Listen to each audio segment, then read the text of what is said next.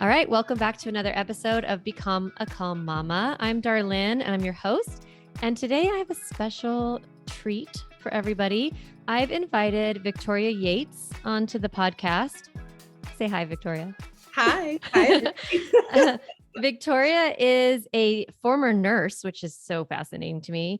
And she's a certified intuitive eating and body image coach. And so we're going to talk today about diet and body and what we eat and how we take care of our bodies and what we think about our bodies. And the reason why I brought Victoria on is because as a parenting coach and as a coach for moms, I know that of course we want to take care of our children, we want to be calm, but there are actual real life things that come up for us that go beyond just behavior, right? Beyond what our kids do or don't do. And one of the things that comes up a lot for moms is how they feel about their bodies and what they're eating and how they're eating and when they're eating and how much they're eating. And we're going to get into all of that. All the questions. Yeah. um, and then over the next couple of weeks, I'm going to also invite a marriage coach, a financial coach, and a home organization coach onto the podcast because we're going to talk about all the things that moms deal with outside of behavior and parenting. And so, Victoria, I'm so glad you're here. Yes. I want to say thank you hi. for having me. Yeah, good. Well, I wanted to kind of start off with what do you see as the struggles that moms have? And we're talking about moms in particular, not just women, because this is a podcast for moms. Mhm. But what do you see goes on for women and moms when it comes to body image and eating and just share Yeah. about what you see. Yeah. Well, we could start off with right off the bat, there's, pregnancy, postpartum, like the start of motherhood, where your body goes through tons of change. And for a lot of people, actually, I would say every single person out there who becomes a mom and goes through pregnancy and postpartum, like your body is literally not the same. And so you get into that. And I know for a lot of women, there's this question of who am I now? And who is this body? Whose body is this? Like a little bit of that, unfamiliarity. And then there's the pressure of societal, pressure about having to just bounce back right away and have your your pre-baby body back. That's a lot of B word. It is pre-baby body back. So there's that. And I see so many women who a lot of I think for women specifically, I think a lot of times body image and eating issues kind of start in the teenage years, actually, for most people. But it's almost like they're re-triggered again in motherhood and in that postpartum period where there's just your body changes and you actually gain weight. And right? You gain weight. Yeah. I mean, there's real things that happen and your belly does grow because it has to have a room for a belly baby. Stretches and grows. And yes. And so there's these physiological changes. Now I'm an adoptive mom. And so it's interesting because my body didn't change. And in some ways it can be tricky because people will say things like, after you have a baby, are you still, when's your baby due? Like right after, or if you didn't birth your baby and your body looks the same, they almost like, oh, you're so lucky, or, you didn't have to go through all that, like lucky you. And it's just a funny thing that we associate so much, we give so much power to the size of our bodies and that the smaller is better. And the faster you get smaller is, you should get a prize or something, or you're lucky, or and that if you're doing something wrong, if you're not just snap back to your pre-baby body. So do you think that's where for most people, right, that they come through motherhood, through pregnancy, and their body changes? So I hear you're saying in the beginning, we kind of have these issues with our body and diet from, adolescence, right? Kind of the societal pressure of being a certain size and looking a certain way and all of that. And then then you have a baby and it's like, bam, I've got to figure out how to lose weight, be Mhm. thin. Mhm. Yeah. And then for a lot of people, the norm is if I want to lose weight, I need to go on a restrictive diet. Mhm. So I have a lot of, moms who like right off the bat start a restrictive diet, Mhm. start like exercising really rigorously to just like try to get their body like lose weight or like look Mhm. like they used to. And as we'll probably talk about, so my whole approach with intuitive eating is a non-diet approach because so much research just points to how harmful and damaging dieting is to our bodies. So, and not even to mention that it's so unsustainable. So a lot, Mm. when we go on a diet, I always like to say like your body doesn't know the difference between going on a restrictive diet or let's just even say like any diet. Cause I feel like even today, like there's a lot of like, oh, this isn't a diet, but It's a like you look, cleanse. but it's like, no, you're telling me I like have to eat these foods and restrict these foods and like that's still a Mhm. diet. So anyway, any any type of restriction or dieting, your body essentially thinks that it's in a famine and Mm. you're starving. And it doesn't know that your pantry's stocked or your refrigerator's stocked or that the grocery store is right down the street. So a couple of like biological things start to happen. Your metabolism decreases, your fat storage increases, and you start thinking about food more, and then your hunger drive actually increases. So as you can imagine, like that sets you up for like major failure and like not Mhm. being able to be consistent, right? If your metabolism's decreasing, fat storage is increasing, and you're more hungry, um, and that's all your body's protective, like those are protective mechanisms that kick in to like get you in primal days to like go find food Mhm. in Mhm. the time of a famine. Yeah. And So not to mention how are your emotions when you are in that yeah, state of hunger and your body is saying we must be in a stressed environment yes. if we're not able to get enough calories. Because I Hmm. teach a lot about the stress response, how our brain doesn't always clue in right. Like it sounds the alarm at times when it doesn't need to be sounded. Like, if you have a 4-year-old hit your leg, your brain is like, I'm under attack. But you're not actually like it's a 4-year-old. They can't really hurt you like long term. You're much bigger than them. Right.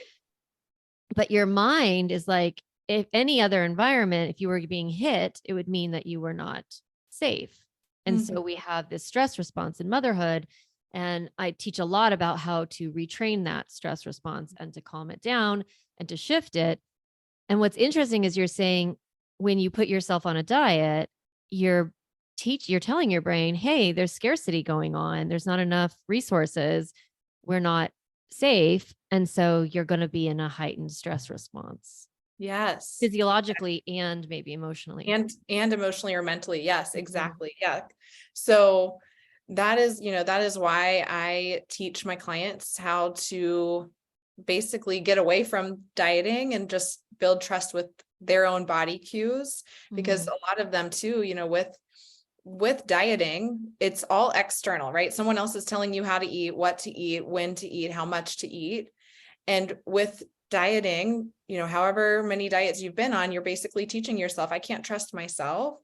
And you're not tuned into your body cues. So we have to really just like relearn how to listen to your body, Mhm. listen to hunger and fullness, and, like retraining your thoughts too, that like, I'm not a bad person for eating a having a milkshake or whatever it is, right? So Mhm. there's a lot of like, we do a lot of emotional healing, but also like the relearning of physically how to listen to your body and trust your body cues. Oh my gosh, I have so much to say and think about it. Um I think what I want to talk about is like the what leads to dieting in the first place is the feeling of, you know, being overweight or not liking our body, not feeling good in our clothing or not feeling comfortable in a bathing suit or like self-hatred. I think of it sometimes like there's been times where I've like squeezed my belly, or just looked at them in the mirror and been like, "Oh my god, my hips are so big, my thighs, my butt," just is it that self-critical place. And it's so terrible to be there and to be in that space. And then our brain says, well, go on a diet or, change the way you're eating. You got to lose weight. When you lose weight, you'll feel better. And I wondered if you could speak to sort of that body image struggle. And I don't Mhm. know how to just what are your thoughts about it? Yeah. So when we think about the definition of body image, Hmm. it's how we see ourselves or sorry, I should back up here. When we think about the definition of body image, it's actually how we think about our body. So it has nothing to do with our Mm-hmm. physical body and like what we see in the mirror. It's everything about like the thoughts that we have about our bodies. Mm. So there's like for sure, we have this element of like we live in a culture where skinny equals better.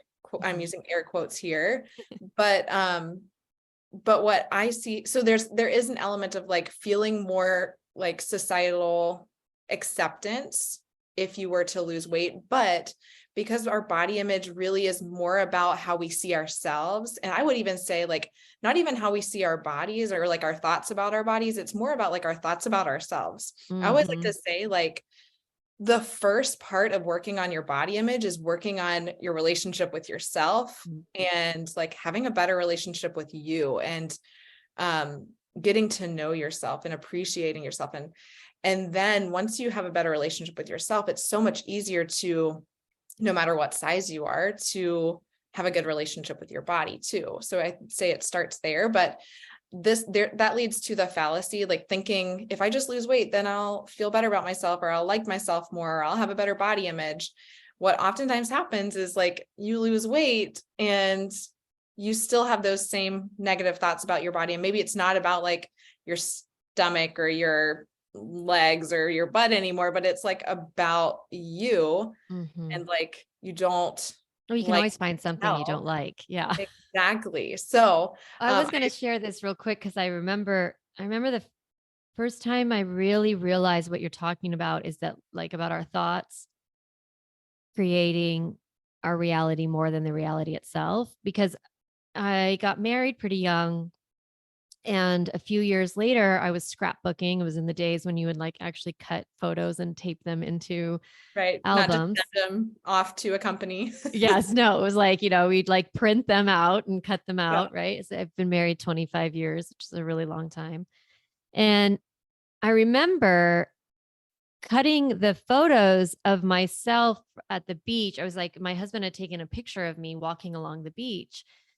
And I was looking at the picture 3 years later and I was like, God, I looked so good. Like, I look so good.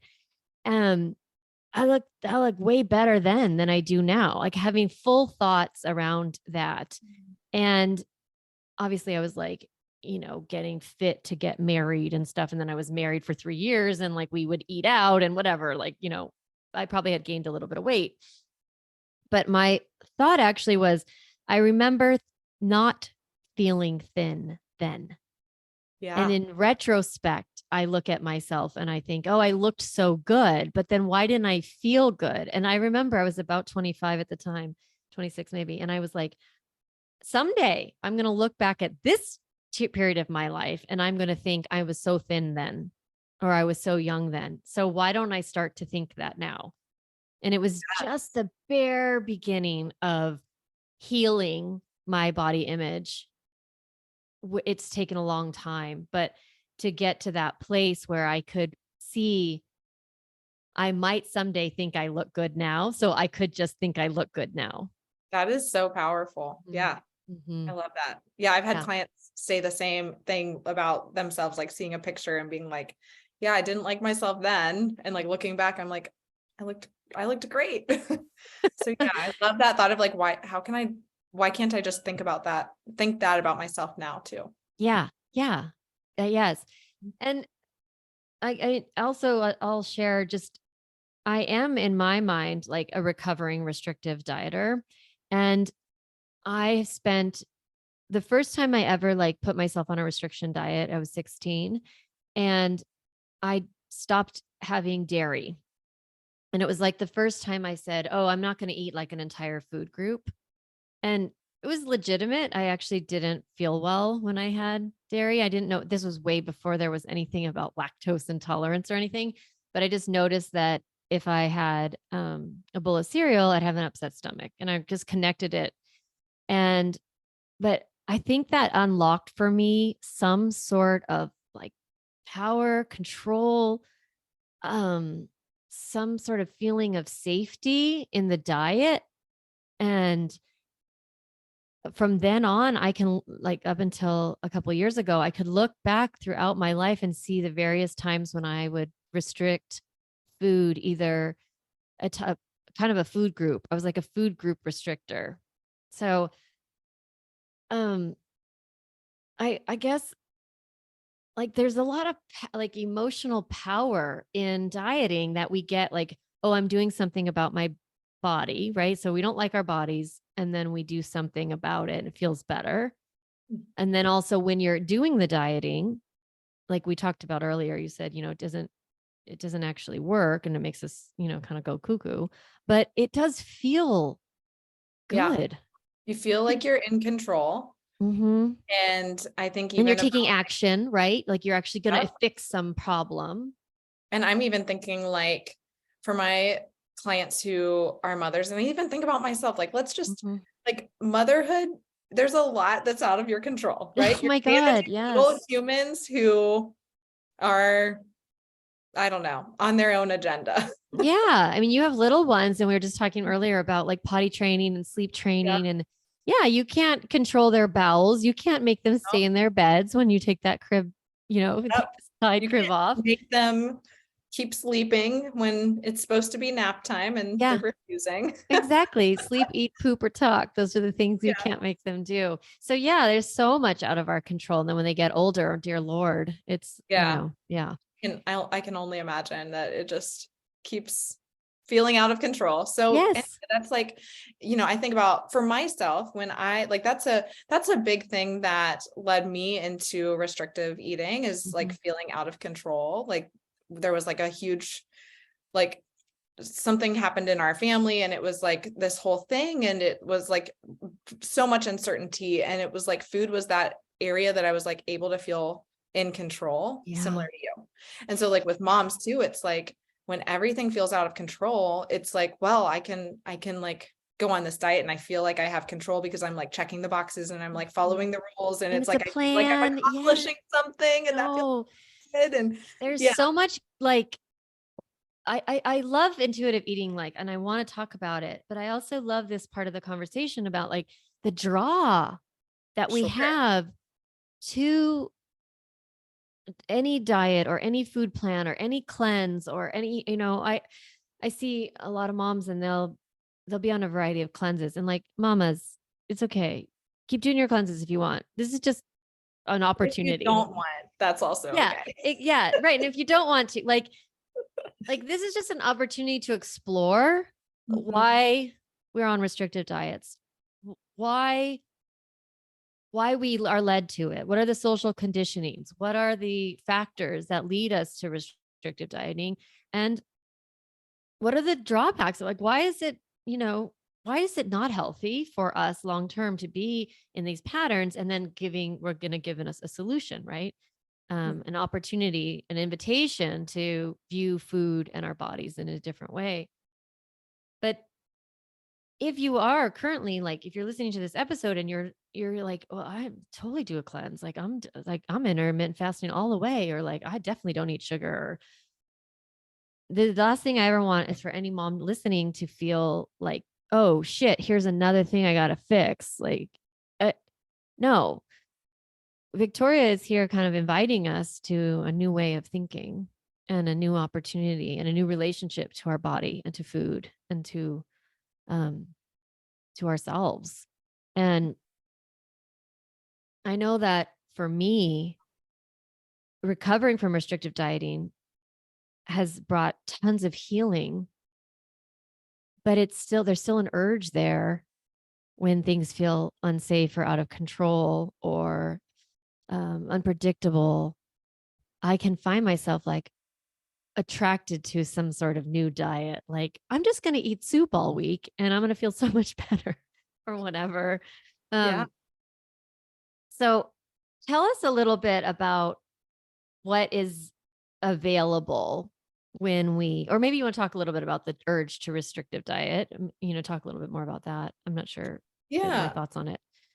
I mean, similarly to what we've just said, a lot of my clients come to me and they're like resonate with being like the perfectionist, the like Mm-hmm. type A, like check the box type person. And that's like you were saying, like that's the draw to dieting. Mm-hmm. But I think like the root of all of that too is that we just don't trust ourselves. Yeah, that's so true. And like that's the biggest thing. So that's a lot of what I work on with my clients is like, Mm-hmm. let's work on trusting yourself. Cause like diets, people were eating healthy many years ago before dieting and they were living ridiculously long amount of time, right? Like Mm-hmm. we don't need the diet to be healthy and we've just lost Right. We track. need antibiotics maybe, or like something like that Yes. to not die, but we Yes. don't necessarily need to be eating specific foods or not eating specific foods or whatever. Yeah, like we really can just listen to and trust our bodies. And I think the hardest thing about eating intuitively is honestly that I feel like we've been so conditioned to believe that it has to be really hard. Like we have Mm. to count and track and like um uh follow all these food rules and that it has to be this complicated hard thing when the reality is like the way that I teach eating intuitively, it's like no, we just need to listen to your body. We need to eat when you're hungry, stop when you're full, eat foods that are satisfying, and just pay attention to how food makes you feel. And if you Mm. literally just do that, you're going to find that you eat a very balanced, healthy diet. The Yeah, hard part is like we try to make it hard. We don't trust ourselves. We have all these rules in our head and like good food, bad food, or how yeah. much we should eat, those kind of rules. Yeah. Mhm. It's funny because I have practiced intuitive eating. I don't restrictive diet anymore, but I don't always practice intuitive eating. So Mm-hmm. I'll say more about that. Like, I know for myself that if I want to take certain food away or limit the amount of food or type of food for me, that means I'm not emotionally well. Like, Mm, something's going on that I need to tend to. So I have this urge to restrict my diet or restrict my intake. And that's just an indication to me of like, maybe you need to tend to your soul or figure out where you're hurting instead of it's like a mask for me. which makes sense with what you were saying about Mhm. like it feeling like that one thing that you can control. Yeah. Yes.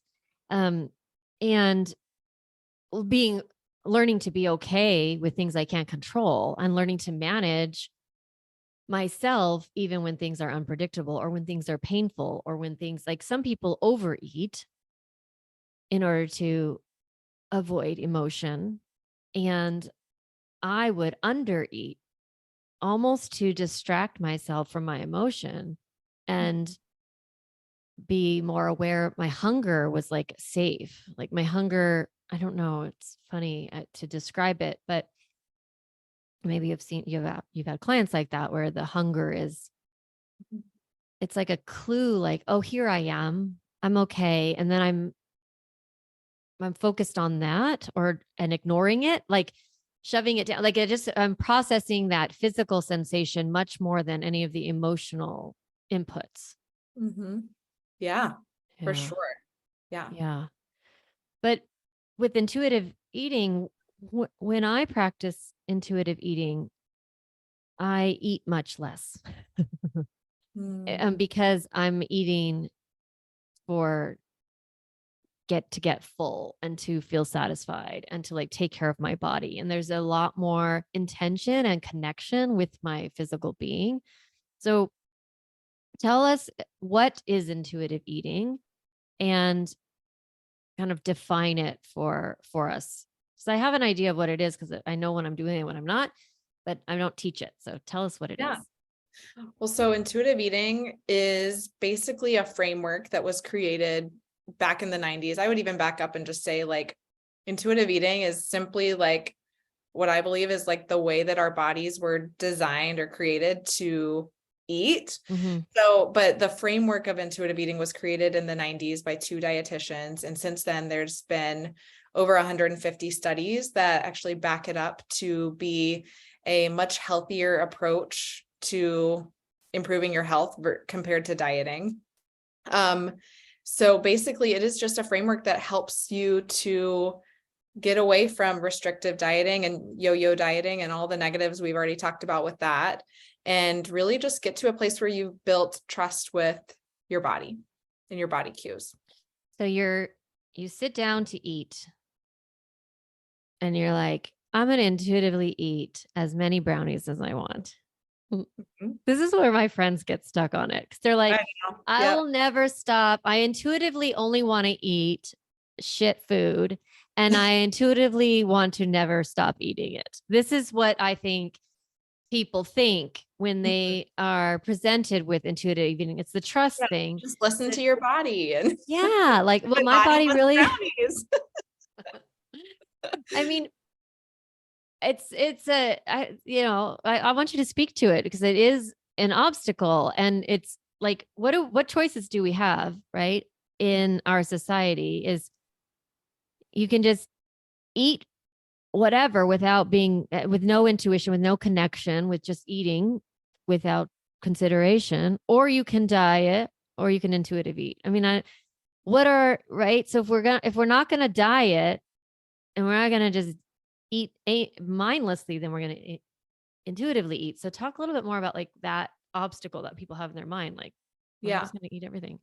Yeah. A lot of people get hung up on like one of the main principles of intuitive eating is giving yourself full permission Mm-hmm. to eat like brownies. Mm-hmm. But we think that if we give ourselves full permission, it's going to mean that we just like eat pans and pans of brownies nonstop. Right. But actually what happens is, a lot of times the reason that people feel out of control around food isn't that they don't have enough rules around food or they don't have enough restriction. It's actually that I like to say like our bodies and our brains are kind of like rule rebels when it comes to food. Going back to like that scarcity with food, like when you put that rule in place, like I can't have brownies. Brownies are a bad food. We kind of become little rule rebels and we want the brownies more. Mm. And so what we do with intuitive eating is we work on there are no good foods and bad foods, and like you're not like a bad person for eating a pan of brownies. And when we remove the guilt and the shame from eating something like brownies, you're able to just like eat more mindfully and pay attention to how the brownies make you feel, how many brownies you want to eat. And that's why I Mm-hmm. also said like part of it is paying attention to how food makes you feel, because that's really important.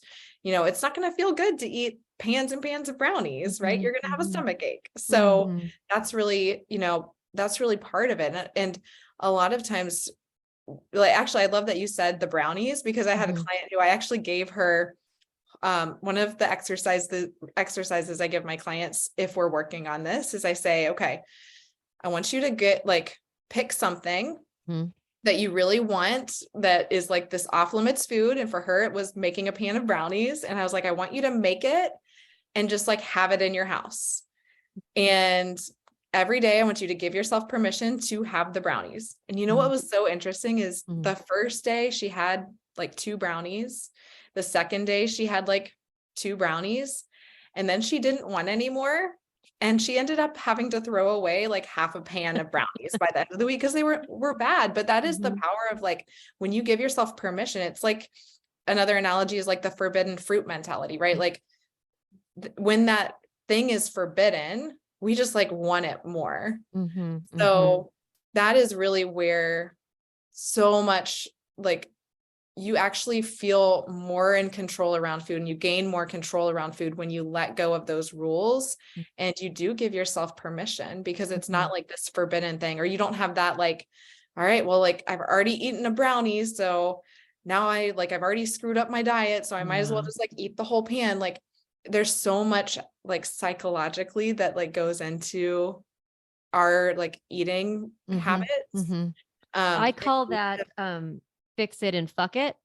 So like there's there's this energy that I have sometimes that's very fix it energy. And it's Mhm. like I kind of bring this into my life in lots of areas, like business or parenting or diet or whatever, where I'm like, okay, we're gonna pop this all up, we're gonna fix it, we're gonna do like there's the plan, and here's the strategy, and here's the diet, or here's the business plan, or here's the parenting plan.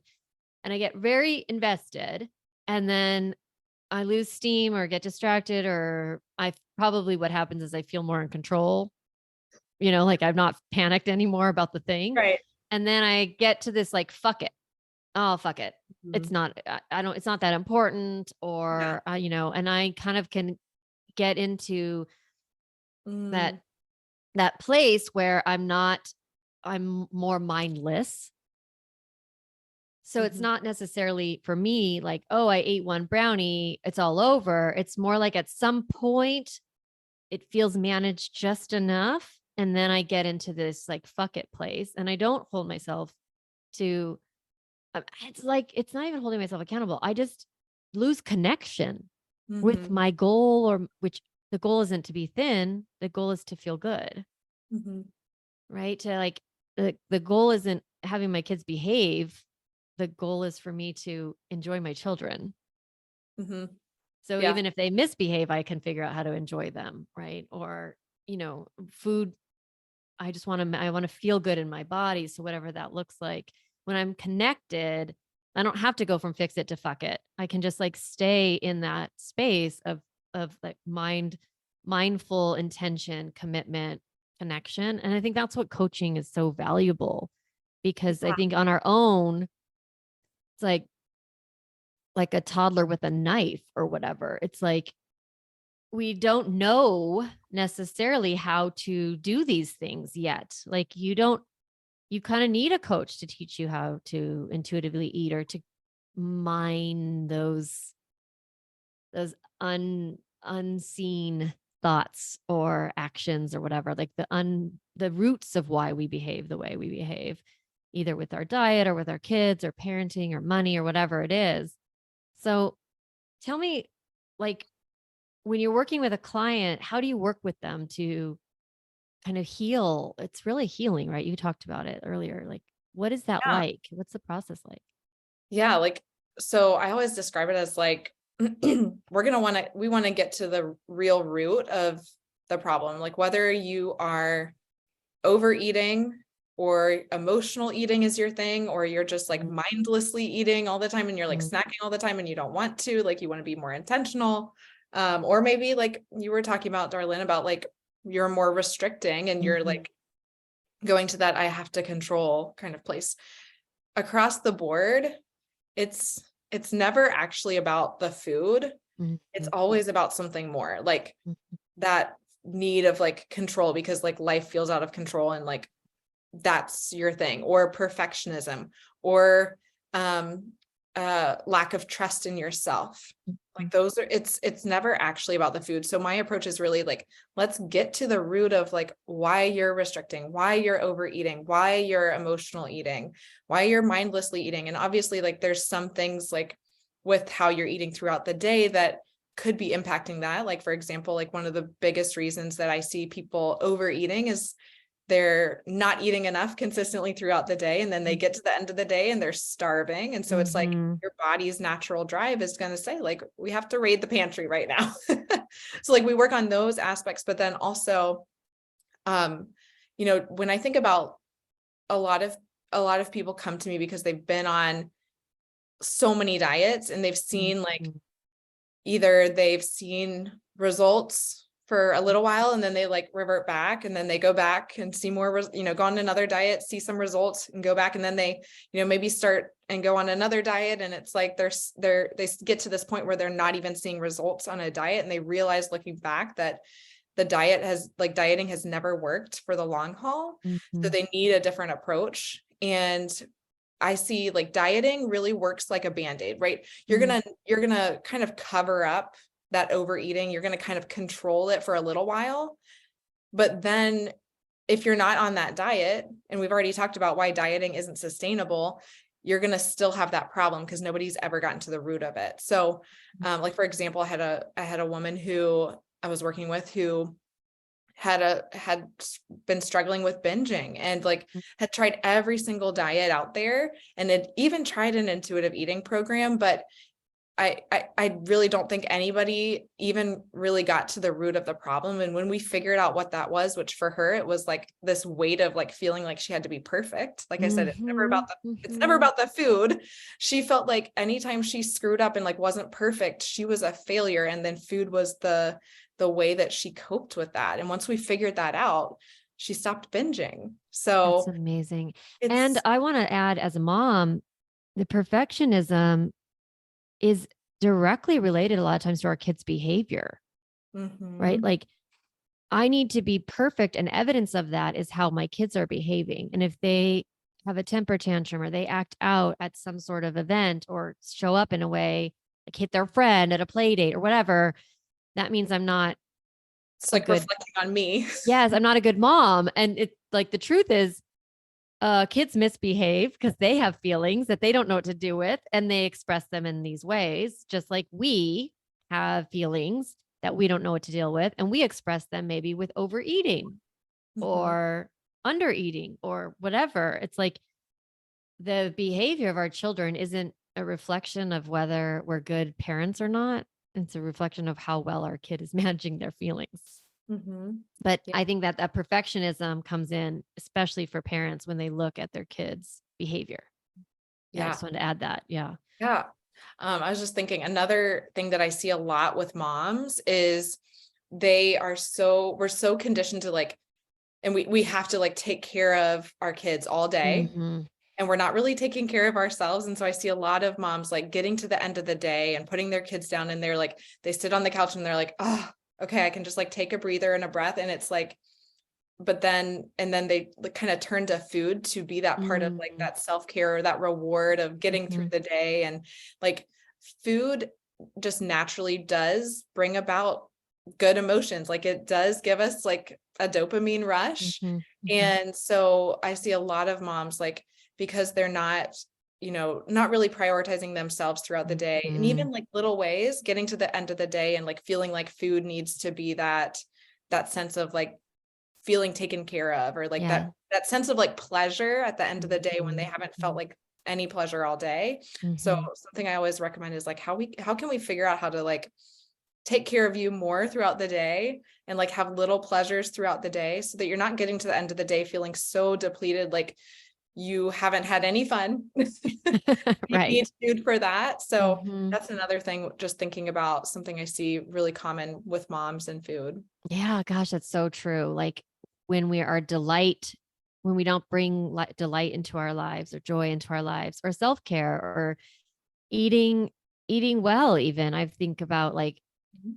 when my kids were little and maybe I was rushing and I made them dinner and just got them to bed, I wouldn't be thinking, "Oh, how can I take really good care of myself and what should I eat that would feel very nourishing?" I kind of am like starving and I want the pleasure and the fast, like sugar or fat or salt or whatever. Like it's like if I would have maybe taken care of myself earlier in the day and had lunch or eaten snack when they had snack and actually eaten the thing that I served them, which is like apples and, something nourishing, whatever, apples and cheese or whatever, like pretzels and all the things, then maybe I wouldn't end up on the couch just seeking soothing and seeking quick calories and comfort and acknowledgement and like, yes, all of that. All of Right.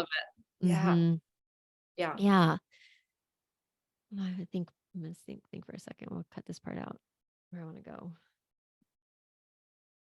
I think we'll just go to the key takeaways. Let me see what time. This is around 42 that we got to cut. Okay. All right. So we've talked about kind of the struggles that moms have around food and body image. We talked about intuitive eating, sort of the benefits of it, sort of what the obstacles are that come up. Um, we haven't really talked about self-trust, like the developing that relationship of trusting ourselves. I think that is such a great, that's really the benefit or the beauty of building a better relationship with our body and with food and how we nourish ourselves, is learning we can take really good care of ourselves. We can trust that we don't always want junk, right? That we want all of it. So you probably get more into that. But when you think about, like, as we wrap up this episode, what do you want moms to know? Like, what are your some key takeaways? Like, if you're like, if they only remember 3 things from this episode, what do I want them to remember? Ooh, I mean, Mhm. we've just covered so much like deep stuff. It's Yeah. hard to pick three, but I would say I think one thing that I like to encourage all of my clients to do is to focus on feeling better, like focus on how you want to feel Mhm.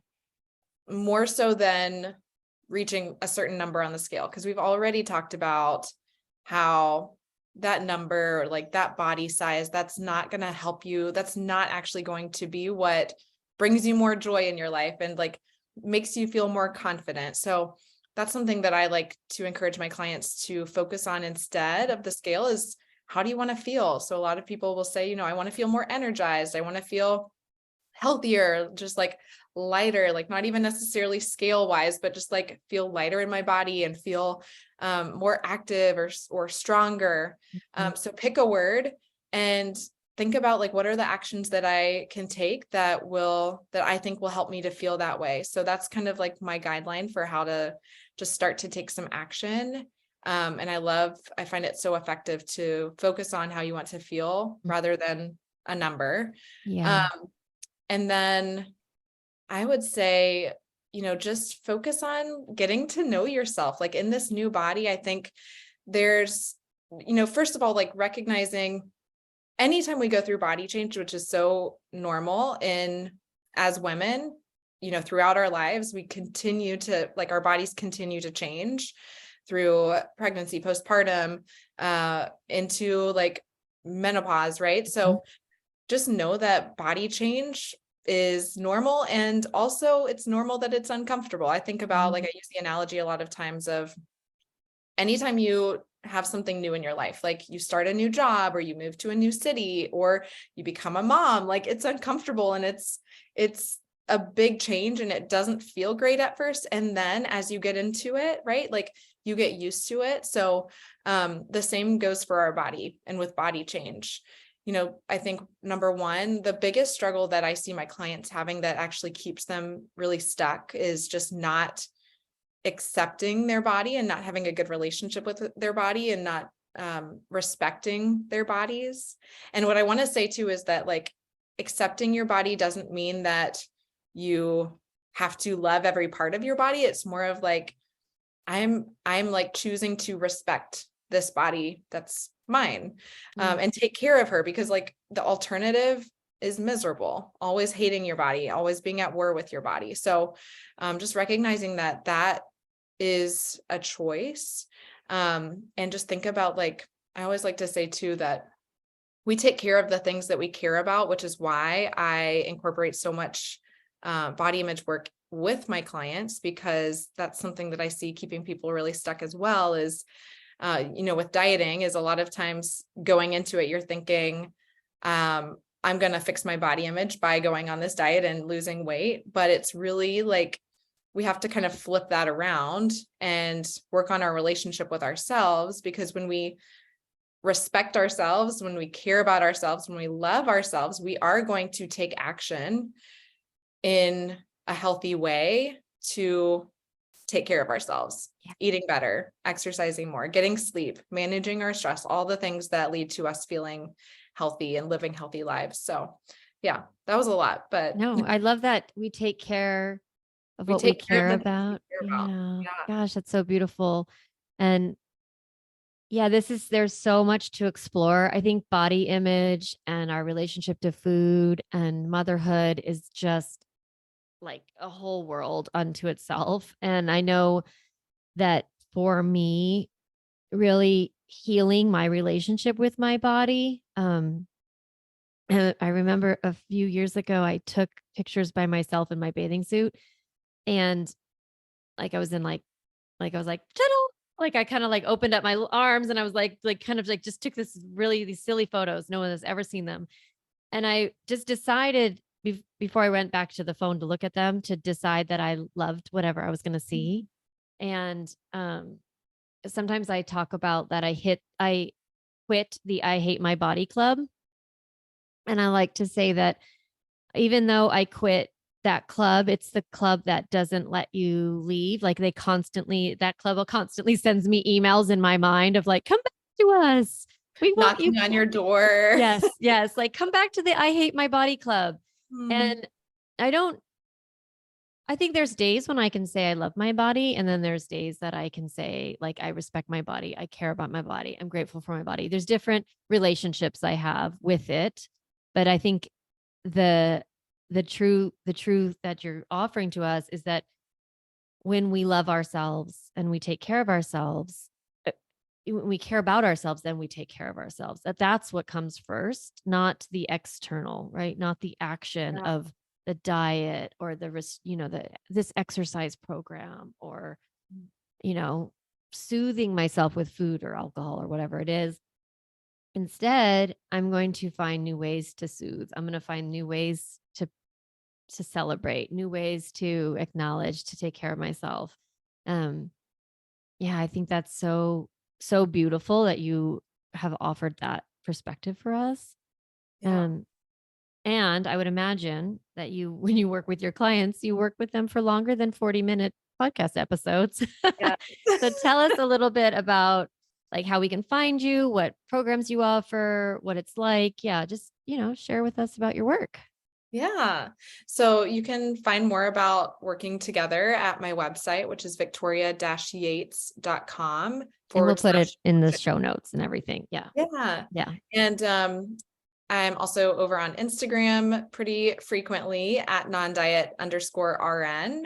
And I also have a podcast called the Redefining Health Podcast and put out an episode every week. So you can come listen to that. And yeah, if you're interested in learning more about working together and doing this work, healing your relationship with food, overcoming overeating, mindless eating, emotional eating, whatever struggles you're having with food, we can work together to figure out how to get you to the place you want to be with your relationship with food and with your health. I offer a free 45-minute consult that you're welcome to book. And I wanted to share one other thing. I have a free guide that is great to just help you get started. It's a journaling guide to get started with intuitive eating, and people can find it at bit.ly/start eating intuitively. Okay. I love that. That journal prompt sounds so great because I think that is such a good opportunity to I don't know what you say in it, but I would imagine it's just an exploration, right? Of like, are you hungry and how are you feeling? And I don't know, just like kind Yeah. of what you said, one of your takeaways was get to know yourself. And so that, take advantage of that journal prompt, that what do you call it? It's just like a journaling guide. Yeah. Guide. Okay. Journaling guide. Yeah. So take advantage of that journaling guide because I know that so many of my listeners they struggle with their body and their relationship with food. And you're such a great resource and it's such a good way to get started. And yeah, I totally encourage you. I love your Instagram. So I'm going to say it really clearly. It's non-diet_RN. So RN, because Victoria is a former nurse and you're so great. It's so easy to connect with you on your Instagram and just how you share about the struggles that we all go through about our body and food. And so definitely follow Victoria on Instagram. Go get that journaling guide. and listen to her podcast. Say it again. Redefining Health. Redefining Health podcast. Yep. Okay. Yeah. Great. Well, thank you so much for being here. Thank you. Yeah. Thanks for having me. Yeah, you're welcome. Fun. All right, everyone. This has been so fun. And next week, we'll have another expert on to talk about marriage. So get ready for that one. All right. Have a great week. Hey, Mama, if you enjoyed this podcast episode, I want to encourage you to do two things. The first is go to my website, calmmamacoaching.com, and get a copy of the Stop Yelling cheat sheet. You'll get a step-by-step breakdown of the most important tool I teach, which is the pause break. And you'll also get 40 ideas to reset your body and balance your nervous system so you don't have to yell at your kids. You can get a copy of that, again, at my website, calmmamacoaching.com/stop yelling. The other thing I'd love for you to do is go to Apple Podcasts and rate and review this podcast so that other moms can discover empowering and helpful, practical parenting strategies, just like you did today. Thanks so much for listening to the podcast. It means a lot to be in your ear every week and to support you on your parenting journey.